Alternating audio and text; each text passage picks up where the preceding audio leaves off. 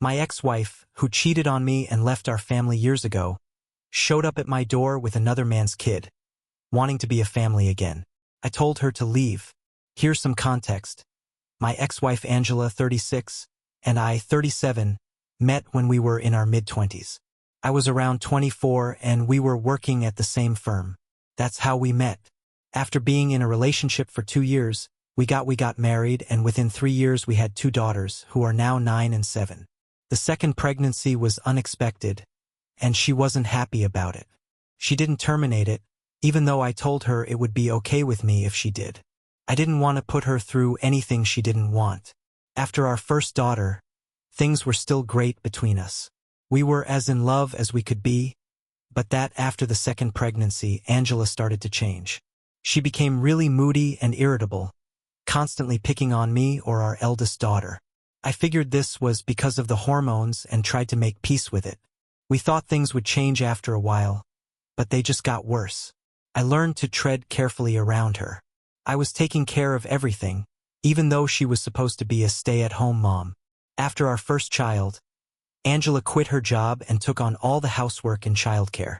When she got pregnant for a second time, we hired a housekeeper while she was pregnant. I agreed, even though it was slightly out of our budget since I wasn't earning enough at the time.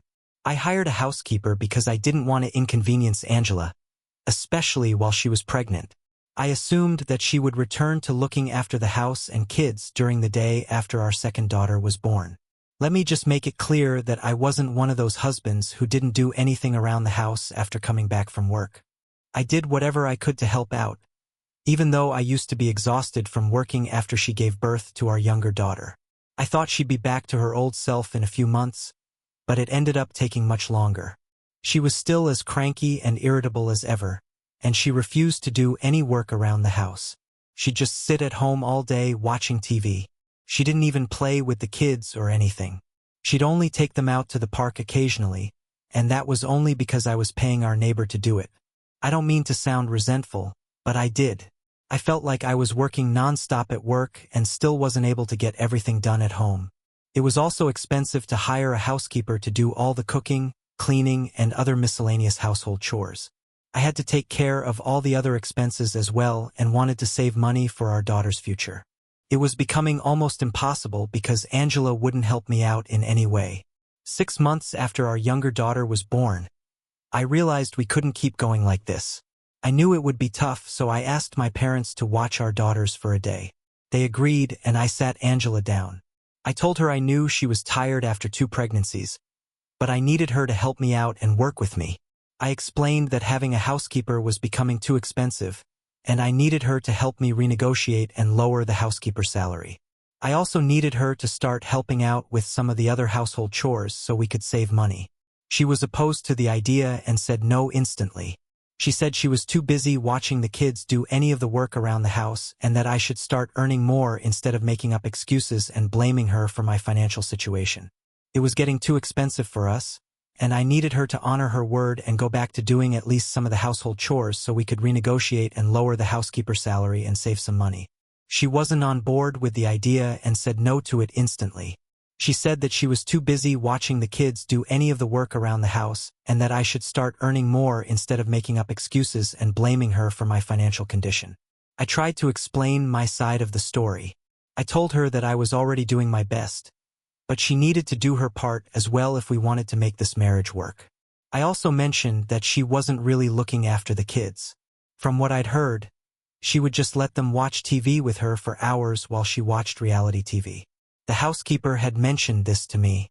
I soon realized that bringing that up was a mistake. She got really upset and said I was spying on her through the housekeeper. She went on a tirade against me after that, saying she was done being pushed around and forced to do all the work while I sat at a desk for a few hours every day. She also said it was my fault I couldn't afford a housekeeper and that it was a shame I didn't have one. I asked her to help me out since I was the man of the house. It was all really illogical. She was grasping at straws to make it seem like there was nothing wrong with her not doing anything all day. I was the crazy one for expecting her to contribute and pull her weight around the house. We ended up getting into a massive fight. She called me a loser who couldn't afford to be with a woman like her. Anyway, I called her a lazy cow who had already failed at being a good mother. Our eldest daughter was scared of her, and now she was failing at being a wife. That remark really got to her. She shoved me. I lost my balance and fell back on the coffee table. It shattered the glass and hurt me. I had to go to the ER. She kept apologizing to me and crying. Luckily, it was just my hand that was hurt. Back then, I was hurt, but it was just surface-level injuries. However, I could have seriously hurt myself, and I didn't trust Angela anymore. I told her that she had to move out because I didn't trust her around kids. There was no telling when she might lose her temper around them and end up hurting them as well. I told my parents to take care of our daughters until Angela was there. For a week, she kept protesting and said that she would never let this happen again. I just didn't trust her anymore. I was even thinking about filing for a divorce, but she begged me to give her a chance. By the end of the week, we had decided that she was going to live with her parents for a while and only come back when she had been given a clean bill of health by a medical professional. It was obvious that something was wrong with her because happy people don't act that way, but she was willing to work on it. I also didn't want my daughters to grow up without their mother, so I agreed not to get divorced just then and give our marriage a second shot. We were also getting marriage counseling while we were living separately, but eventually it all turned out to be useless because she ended up cheating on me. My parents had moved in with me to help out with my daughters while Angela was living with her parents. We went to marriage counseling sessions weekly, and things seemed to be going well. Things were looking up for a while. I was also in touch with her therapist, who told me that she had been suffering from postpartum depression. She was getting better, but one of her symptoms had been anger issues, which she didn't have before. Things got out of control when she shoved me, and that was a wake-up call for both of us. This went on for almost a year. Around the 6-month mark, I even allowed her to visit our daughters under my supervision. She was slowly becoming her old self again, and I was glad to see that it finally felt like our situation was improving and we could actually make it work. Then, all of a sudden, she stopped coming to our counseling sessions without any explanation. She also stopped responding to me. I knew that she was making progress, though, since her therapist kept me updated. It didn't make sense to me, and for weeks, I kept trying to talk to her. But she would just blow me off and say that she wanted after almost 3 months of her avoiding me. I decided to pay her a visit at her parents' place. I hadn't done that earlier because her parents didn't like me and blamed me for driving their daughter crazy and making her act out. They told me it would be better if I didn't visit her while she was living with them, since that would just lead to drama. There was a lot of drama, and that was definitely the last thing we needed. But I broke that rule and visited them anyway. She had been acting distant and blowing off counseling sessions. Even when she would show up occasionally, she would seem uninterested. I just couldn't make sense of it. When I tried to talk to her in person, on the phone, or even on text, she would tell me that it was all fine. But I could tell from her behavior that there was certainly something going on. When I showed up at her parents' house, she wasn't there. I expected her to be at home, but she wasn't. When I asked her parents where she was, they told me they weren't allowed to tell me and slammed the door in my face. I could tell they were enjoying this, and I had a bad feeling about it, so I decided to call Angela while standing in front of her parents' house. I tried calling her several times, but she didn't pick up. I didn't get a response, and I was getting more and more paranoid by the second, so I decided to sneak around the house and somehow get inside by myself. I went around to the backyard because I knew that her parents usually kept the kitchen door open, but I didn't even need to go that far because I spotted Angela sitting on the swing that her parents had in their backyard. The bad news was that she was sitting with her back to me because she was making out with a man. I didn't recognize the guy, but it's been a long time since I saw them, and it's burned into my brain because it was the most horrible moment of my life. I haven't been able to forget it even today. The guy that she was making out with Drew turned around as soon as he saw me. By the time Angela turned around, I had already started walking back to my car. She caught up with me and tried to stop me, but I wasn't hearing anything she was saying because I was in shock. I wasn't paying attention to what she was saying because I was in shock. She tried to grab me, but I pushed her off and told her not to touch me, so she didn't. I went back to my car and started driving back home. I blocked her everywhere as soon as I got home so she wouldn't have a chance to explain. I also told my parents that I wanted them to look for a lawyer for me and informed them of what I had just witnessed when I visited Angela's parents' house. I didn't see her or hear from her until we had to meet with the court-appointed mediator for our divorce settlement. I had pretty much turned into a robot by that point and was just going through the motions for the sake of my daughters, but I had completely shut down emotionally. I didn't feel anything, even when I found out that Angela was terminating her parental rights because she had made up her mind that she didn't want to be with us anymore and wanted to be with the guy she was seeing. I saw her with a guy the other day. Sean, I think his name was. They were childhood friends. They reconnected when she moved back in with her parents. She apparently fell in love with him. Her parents supported this. That's probably why they were right about her making out with him in their backyard. She was married with 2 kids at the time. Apparently, they'd always wanted her to end up with Sean. I was happy that Angela was finally choosing herself and her own happiness. It seemed like she had always been capable of doing that, even if she hadn't before. The divorce was a long process because, even though she had been cheating on me, she still wanted to qualify for alimony. Took us a while, but my lawyer and I fought hard and made sure that she didn't get anything in the divorce. It was all rightfully mine since I had been the one paying for everything for so long while she did nothing but watch television at home. It's been 5 years since the divorce was finalized, and we succeeded in our goal of ensuring that she walked away with nothing. The months during which I was dealing with the divorce were some of the hardest times for me, but I knew that I couldn't break. I had to look after my daughter since they had nobody except for me. My parents were really helpful and supportive, and I can't thank them enough for being there for me throughout. While I'm juggling work and taking care of my kids, it's been 5 years since the divorce. Back then, it seemed like the worst thing that could happen to me, but I'm thankful for it now because I don't think I would have been in the place that I am today had it not been for my decision to leave Angela. Life has really treated me well since then, and I'm in a much better place now in every respect. We've since moved. I've moved into a bigger house because I get paid better now and I don't have to spend money on anyone apart from myself and my daughters. My parents live close by and drop in from time to time as well. I have friends who love me, and my daughters are as happy as can be. That's all that a man needs, and I'm so thankful to the universe that it's all going well for me now, or at least it was until Angela showed up again a few days ago. The kids were at school, and I was just about to leave for work when I opened the door. The doorbell rang, and Angela was standing outside with a boy beside her. The boy couldn't have been older than 3 or 4 years old, so I knew that this had to be Angela's son. I was taken by surprise when I saw her standing outside my door, and was still trying to process it when she started crying and said that she was here to apologize and make things right. She told me that she was finally ready to be a family again and give our marriage another chance.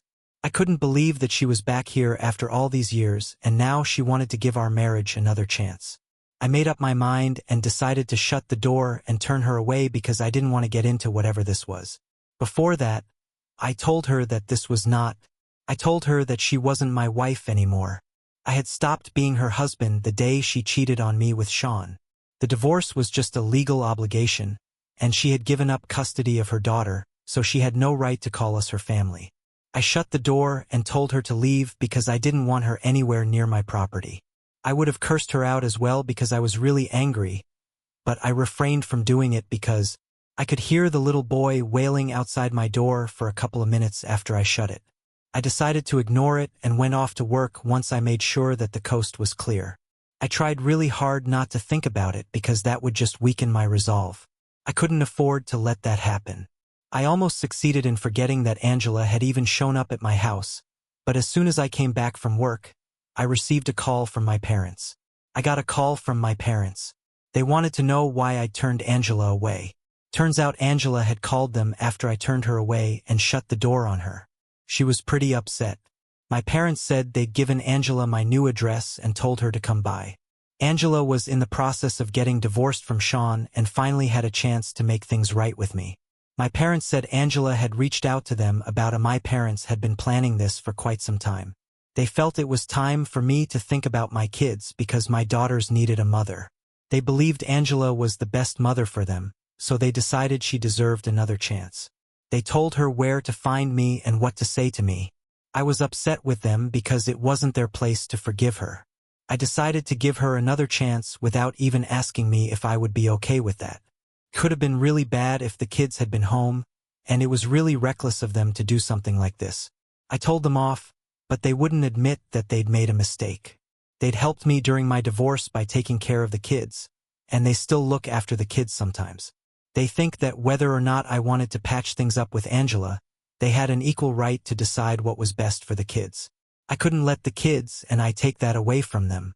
I thought it was ridiculous of them to believe that because, at the end of the day, they were my daughters and not theirs. While I respected them and would always be thankful for what they did for me during my divorce, I don't think it was their place to let Angela back into my life. We got into a bit of a fight, but they told me that I was the one who was out of line. They said they were being selfish by not giving Angela another chance. They told me they'd done their due diligence and were sure she was a different woman now and deserved to be a part of my daughters' lives. I reminded them that she'd signed her rights away, but they said it was insulting that I believed they'd put my daughters or me in harm's way. They also accused me of ruining their lives by being too arrogant to accept that they needed their mother. It's been a few days now, and I don't think I was out of line or selfish because I've thought about this a lot. I've also been thinking about why I gave my ex-wife a second chance at being a mother. It's been about a week since Angela showed up at my door with her son. Recently, I found out the truth about her relationship with my parents. It's honestly so disturbing that I don't even know where to begin, and I'm still struggling to process. I can't believe how they've all betrayed me. It turns out they not only told her my new address, but they'd been in touch with her all along.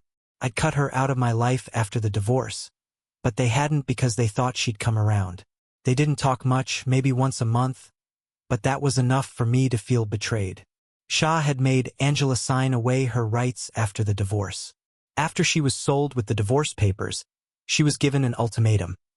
Either abandon her family and start a new life with him, or keep in touch with her kids and fight for their custody. The latter option meant leaving him behind. It was a tough choice, according to my parents, but she ended up going with Sean to start a new family instead of sticking with the family she already had. Angela reached out to us shortly after I filed for divorce. She wanted to stay in touch with her kids, but she felt backed into a corner by both of us.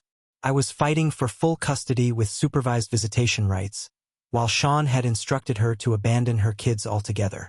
Given the circumstances of our divorce and her history of having issues controlling her temper, the chances of her getting partial custody were slim. There was a very real chance that she could lose both Sean and custody of our daughters in the end if she decided to fight. Before my parents got involved, she met with them in private and practically begged them to let her stay in touch with her daughters and help her out by acting as the bridge between once she signed away her rights. She knew she wouldn't have visiting or supervision rights. My parents would, though, and they planned to exploit that. They successfully did so and fooled me for ages by going behind my back to allow Angela to meet our daughters. They did so because Angela's situation struck a chord with them. They realized they couldn't in good conscience keep a mother apart from her kids. They were, however, willing to stab their own son in the back for years. It didn't hurt their conscience one bit. They told me that whenever I would drop our kids off at their house, they would invite Angela over and let her spend time with them. My kids never told me that they were meeting their mom because my parents would bribe them with toys and candy, so they would keep their mouth shut about this. Anytime I would ask them about what they had done at their grandparents' house, my daughters would tell me that they played games with my grandparents and their friend. I always assumed that they must be talking about my parents' actual friends, whom I already knew. I figured it was about my parents' actual friends, whom I already knew. But it turns out that's what my parents had told my daughters to say if I asked about their day. I couldn't believe my daughters had been lying to me, but I forgave them because they're just kids. Plus, Angela and my parents had really manipulated and intimidated them into staying quiet. That's why I asked my daughters if they'd been meeting there. I found out from my daughters that they had been crying and telling me they couldn't tell me because they would be punished by God if they did. It seems that Angela and my parents had been making sure they knew there would be dire consequences if they told me the truth. That's why they had been so secretive and vague all along. I also felt like a terrible father for never asking my daughters which friends of my parents they were spending time with. Could have been someone else. If it hadn't been for Angela, I never would have found out. But I'm putting a stop to it now. I'm getting a restraining order against all of them. I already have written proof. My parents sent me an email a couple of days after my fight with them. They thought the email would make me realize how desperate Angela was to remain a mother to her daughters without losing the alleged love of her. I thought I could forgive everyone involved, but I realized that everyone here was a liar and I couldn't trust anybody. It's ironic that Angela signed away her parental rights and had to meet our kids in secret because Sean didn't want her to have contact with her previous family. He was supposed to be her one true love, but they were getting divorced too. Turned out to be for nothing. They even had a son together, but according to my parents, Sean wanted nothing to do with her or his kid now because he had received a job offer and was moving away in a couple of months. Angela had started working again recently, and their son had started kindergarten here, so she didn't want to move with him, which is why they had been fighting for a long time. It had finally all come to a head 3 months ago when Sean told her that he was done. He was taking that job and moving out. He didn't want to be a family man anymore because it meant he'd have to sacrifice his future and happiness just to make her happy. He wasn't ready to do that. This was meant to make me feel sorry for Angela, but it just made me feel like justice had finally been served. I've already spoken to my lawyer. The petition for the restraining orders has been filed. I've also had a proper discussion with my daughters about all of this. I've told them that moving forward, they will never be seeing their grandparents or their mother again. They seem to be okay with it for now, but we are still going to go to therapy and try to work things out because I'm sure that this is going to be difficult for them. Probably has been quite difficult for them for the past 5 years. But this all ends now. Update 2. I'd like to thank everyone for their concern and support. I'm grateful that so many people have sent kind messages and blessings to my daughters, my parents, and Angela. My parents and Angela have been served with restraining orders and are supposed to appear in court in a few days. I don't know how they feel about any of this because I've blocked them on every possible platform and also told my friends not to speak to them in case they contact them. I've also increased the security. I've been working from home for a couple of days now, and I've also been keeping an eye on my house. I've been in touch with my daughter's school, and I've told them what's going on. At first, I didn't plan on letting them go to school for a few days, but I didn't want their education to suffer because of Angel and my parents. So now the teachers are supposed to keep an eye on them and not let anyone other than me pick them up after school. I'm doing everything I can to make sure that I'm sure they'll try to get to us, but so far it's been good. I'm hoping that after we get that restraining order, they'll still stay away. Update 3. I'm still keeping all the security measures that I took in place for a while because the last I saw them, they looked really angry, and I don't want to risk anything. My daughters and I are attending regular family counseling sessions, and I think that we are going to make a lot of progress in the coming few months. We have already made considerable progress. Honestly, all I want now is for my daughters to be happy, and that's it. So please keep sending us your best wishes. We need it.